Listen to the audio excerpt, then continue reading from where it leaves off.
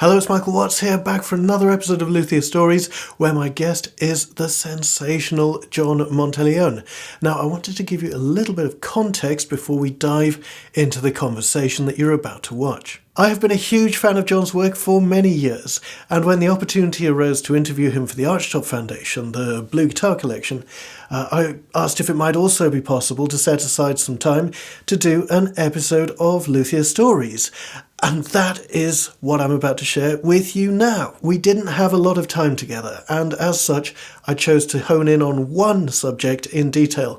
In this case, the use of sound ports in archtop and flat top guitars. John Monteleone has been a pioneer in the use of sound ports for many years, and his guitar for the Blue Guitar Collection, the Rocket Convertible, is seen by many as the gold standard in this area.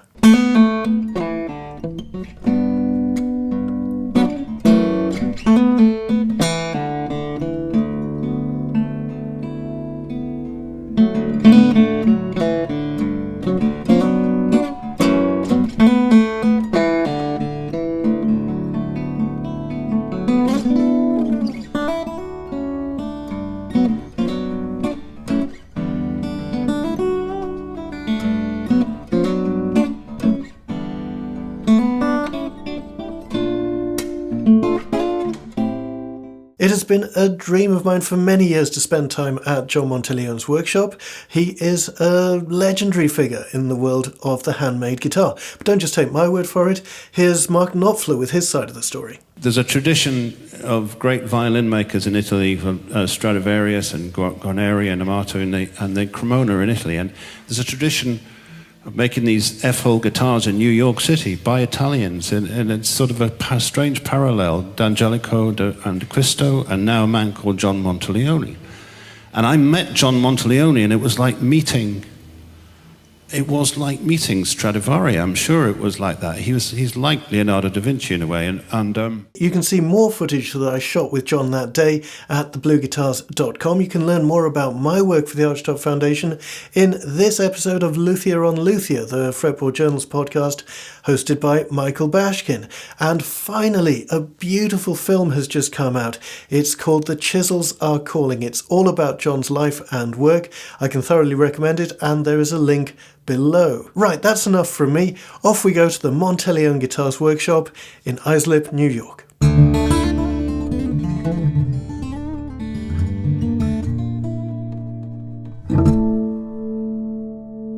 Hello, it's Michael Watts here, and I am in a place that I have hoped to visit for many, many years. The man next to me will doubtless need no introduction for many of you. I'm here at the workshop of one of my favourite luthiers whose guitars I have played so very rarely, so it's a very special day for me. This is, of course, John Monteleone. John, thank you so much for your time today. You're quite welcome. It's my pleasure. Thank you. Thank you. We are here as part of the documentation of the Blue Guitars project. We've had a look at the exquisite instrument that you made for Scott Shinnery, and the guitar that you created for the collection. It brought up some questions for me, and also questions that I know a lot of my viewers have had, in particular when it comes to the use of sound ports. Now, this is something that I know you've explored in both flat top and archtop guitars, and you very kindly offered to demonstrate some of your thoughts right here. Well, I think this all goes back to probably the application of the guitar itself. You know, what do people do with it? How are they using the guitar? You know, I always listen to the musician. I'm somewhat of a musician myself, so I can relate to it. But I always appreciated what possibility there was for inspiration for a musician. Knowing also that in our modern times that guitar players are more intimate with their instruments, and also where they play them. You know, that whole scene has changed, where the gigging musician plays and so forth. But I find that, and also recording, there's more home recording than anything. these days, studio and those applications, that's all changed. So the focus has been much more refined and really plays into the idea of a sound port quite well. Being able to hear the instrument as the musician, the player, having a wash of sound come to them, I find brings the musician even closer to the instrument. It really does, because it envelops you. You know, the sound ports were intended pretty much as a monitor, Right. and to be able to hear what the sound was coming off the front of the instrument. What was the audience hearing, and what was the musician hearing? These were apparently two different things, especially when it came to the Archtop guitar, which has the ability to project very focused out front, Right. but not quite the same. So you would see a guitar player on an Archtop instrument leaning over the front of the instrument Right. to kind of pick up on that idea. Well, it's not a massive shift, is it, from, let's say, an L5 with the holes on the side? You know, you can understand how you'd get more sound into the right ear that way if you lean over. Yeah. That's a very different experience from someone playing, you know, a 0018 because of the way that the instrument vibrates. Now, I do have a question that's been on my mind for quite some time, and it's one that other people have asked me. Your sound ports are quite large, or they can be, Right. the non-adjustable ones, Yeah. and yet your instruments they keep this huge bass.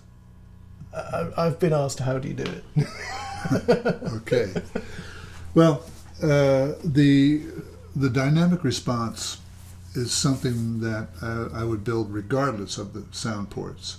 So that the simply put, it's really the connection of the bridge to the rest of the guitar. It's the transference of that input of energy, that information coming off the strings.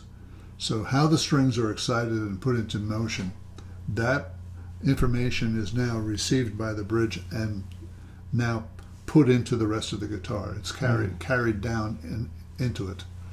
So that is all doped out by the construction of the guitar in general. Right. So they all kind of have that relationship. Now, to add side ports to it, and the reason I had them that large, kind of like these here, is so that was the largest capacity of sound hole that I could apply to the guitar safely, but I could still control it. I mean, I could make a tiny sound hole just by going like that. So to adjust the aperture like you would on a camera, Right. you'd be able to dial in, so to speak, these responses coming off the guitar to you, the musician, the player. Now, the reason I had two of them, and I even, in fact, as an experiment, I made another guitar years ago with another sound port on this side, and that was called the quadraport. And that was another experiment to see how far could I go with opening the guitar up. Right. How far can you go? Well, apparently you could go really far. But as you did it, each time you would add a hole, you were now changing the internal air resonance. So to maintain that resonance as dynamically as possible and as sensitive to the touch, I began to experiment. I started with two sound holes to see the very first guitar, in fact the blue guitar, the Rocket Convertible had that idea in mind as a pure experiment to understand the instrument with these concepts and what they would do. I didn't know. Prior to doing it, that guitar was the first. Wow. So I learned everything off of that guitar. Would it be a success or a failure? Turned out that it was quite successful. Well, wasn't it? And I kept, most of my instruments now have side ports similar to this idea here. But they are constructed in a very special way so that they are very strong. You could squeeze these things and they don't move. Okay. Yeah. Wow. Yeah, the internal, the integrity from this side to this side had to be maintained because now we're short-circuiting it by cutting a hole into it. Right. So between the top and the back, you need to restore that continuity. And the construction of this is the way to do it. So when you change the size of the aperture, John, the musician experiences a change in sound. Yeah. Is it a dynamic change, or is it timbral as well? As the character of the sound change? The character changes somewhat. So what I have found over time, now what I mean by over time is that I'm still experimenting with certain things. And I'm also getting feedback from musicians I've made these things for. So that's important, you know, to get reliable, good information as a feedback. So the upper one almost acts like just opening up the sound directly to you. But the bottom one tends to play more into a tonal type of control. Really? Yeah. So that's what I've found over, and musicians have found over time, is that by altering this, they can kind of dial it in tonally to what their balance, what they like. You know? Beautiful. Yeah.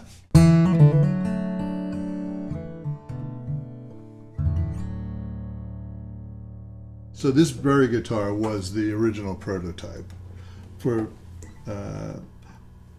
carrying out two different ideas. This is the rocket convertible. The rocket idea has to do with the layout of the sound hole and the bridge and tone bars, so that I could put the soundboard into a more dynamic, more piano-like condition. So if you look at a grand piano soundboard, you can see it's very obvious the bass side is longer and the treble side is tighter and shorter. This is what I wanted to do, was put a tighter focus on that dynamic spread of balance from bass to treble, to get the trebles to be very focused and fat and juicy. And the same with the basses. I knew I could get that anyway. So Archtop guitars by their nature tend to be very middle, they have a strong mid-range. And so their top end and their low end seems to, with older instruments, in my own view, my mind, is that they needed to be evened out. Right. And that was always my objective with this idea. So that was the rocket side of the guitar. And the convertible part was that I could take the top down, essentially, convertible, open it up and let the sunshine in. So that was the idea, and it worked really well. It was very, very successful. But the other thing that came along with this now was, now that you've opened it up, everybody's going to be looking inside the guitar. Of course so. And that Becomes a viewing port. suddenly became a new canvas Right. for enhancing the theme of the guitar. If I had built it in a certain theme, I could go into the guitar and expand on that idea by creating more art on the internal inside of the guitar. This one did not have it, but when I built the Four Seasons and a few other guitars, I began experimenting with that idea. That it was like looking into an Easter egg. You got a scene in there. How wonderful to discover a new part of the... Oh, yeah. I never get tired of that. Do it again. So how to open and close this sound hole from the outside was a challenge. And how to meet that challenge was, I needed to be able to activate that by this means here. These were how much I love that. These were not that hard to do, but this one, That took some I figured, thinking. how am I going to do that? And so that's how it was done. Wonderful. And how has your thinking, when it comes to the Archtop guitar and the application of sound ports, you do make extraordinary flat tops as well. In fact, I'm going to go and steal one from Howard right now, Okay. and maybe we can take a look Yeah, sure. at that Okay. as an example too.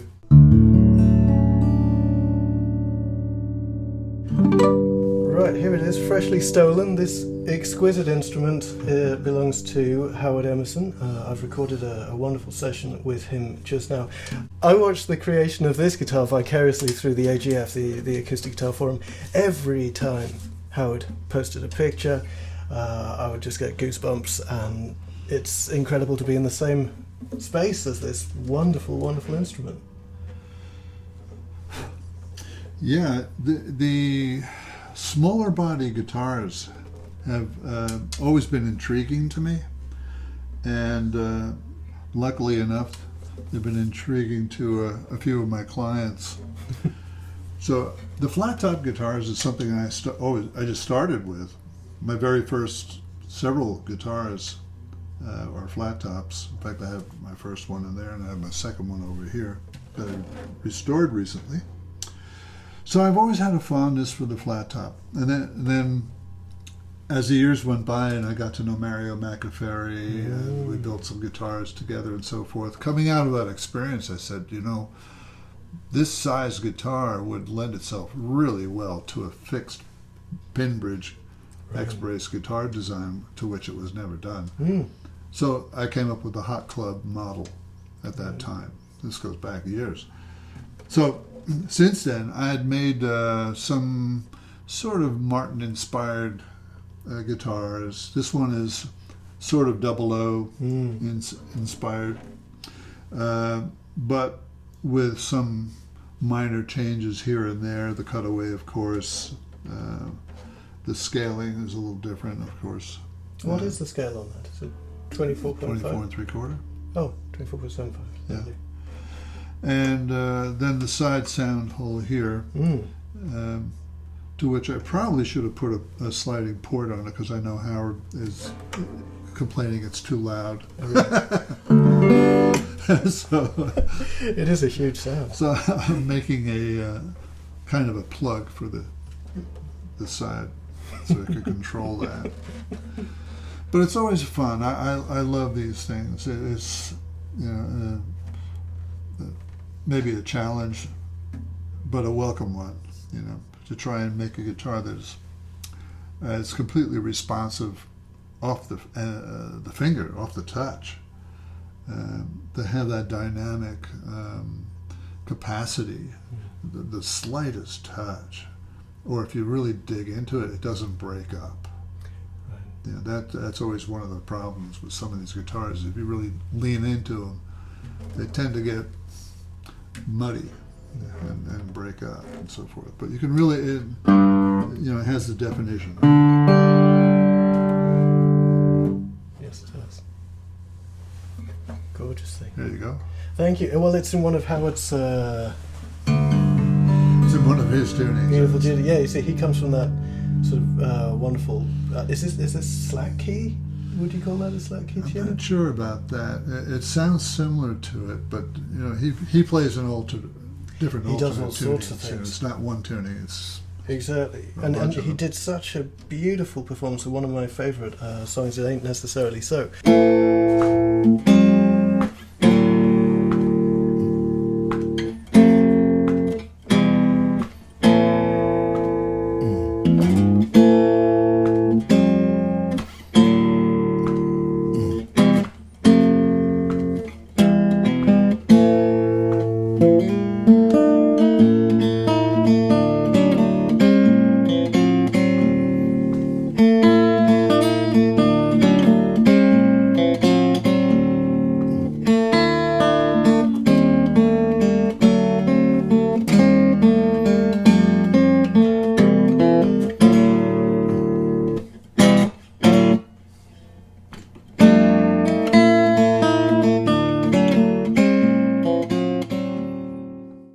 What a beautiful, beautiful thing. Thank you. Yeah, it's simple in its form. Simplicity, but elegance there's some of that too, Why That is not? certainly true. Oh, well, exactly. I play, like Howard, a 12-fret instrument. I love the idea of a 12-fret archtop. I know that certain Gibsons existed in around about the 30s. I've never seen one. Have you ever made a 12-fret archtop? No, it doesn't come to my mind. I've done some special design archtops, but as 12 fret to the body, it's not coming to my mind. No. Does it sound like a good idea? Well, what it can be a good idea, but I'm not sure if you're going after a shorter scale. No, not so much that. I mean, obviously, with the it's more a bridge placement. Well, this is what I was getting to, is where is that going to put the bridge on an archtop body design? So could I make a guitar like this shape and size as an archtop? Definitely. Right. Definitely, yeah. And of course it would be a 12 fret. Interesting. Okay. Food for thought. Wheels turning there. You're thinking now. I'm thinking all sorts of things, John. Thank you so much for your time. It really is a joy to be here, and I've loved your work for so long. I've featured the Teardrop guitar in a video I made recently, which was 5 ridiculously cool guitars I still haven't played. Because I saw it when you exhibited it at the Montreal show back in 2009, but of course it was behind bulletproof glass with a crack team of guards, so I couldn't get anywhere near it. I'm sorry about that. Yeah. But it's wonderful to be here now. John, thank you so much. My pleasure, my pleasure. You'll come back now. Oh, I will. And thank you to you for watching. Until next time, stay tuned.